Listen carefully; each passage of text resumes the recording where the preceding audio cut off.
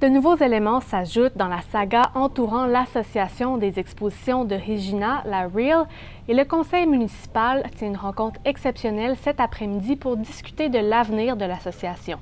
Plusieurs propositions sont soumises au vote des élus, dont celle de réduire le conseil d'administration de la REAL.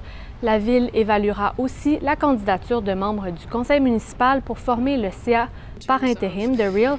Ça fait suite à l'annonce en milieu de semaine de licencier tous les membres du conseil d'administration de la REAL, ou plutôt, ceux-ci ont démissionné après avoir appris qu'ils allaient être licenciés. Le conseil municipal de Regina a décidé d'agir après que la REAL a fait part de ses difficultés financières. Qu'est-ce qui va se passer avec la REAL, qui est responsable notamment du centre Brent et du stade Mosaïque?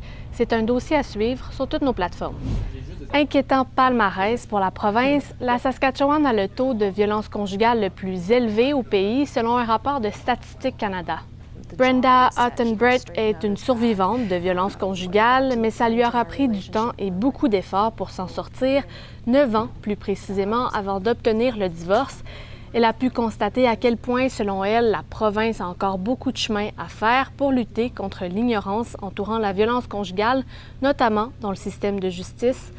D'ailleurs, selon Stephanie Taylor, la directrice générale de la Regina Transition House, il faut davantage de refuges de deuxième étape, donc ces refuges qui accueillent les femmes et enfants après leur passage en refuge d'urgence. Est-ce que vous faites partie de ceux qui croient que novembre est encore trop tôt pour mettre des décorations de Noël? Eh bien, ce n'est pas le cas des résidents du quartier de Norman View à Regina. Ensemble, ils ont donné des airs festifs à un nid de poule qui est apparu l'été dernier. Un sapin de Noël trône sur les barrières érigées par la municipalité et des guirlandes enjolivent le tout. Faute de réparation, le trou s'est agrandi au fil des mois. Au lieu de laisser leur frustration prendre le dessus, les résidents ont décidé de se laisser emporter par la magie des fêtes.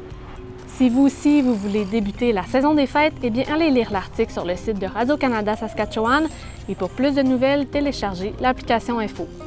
Bonne fin de semaine!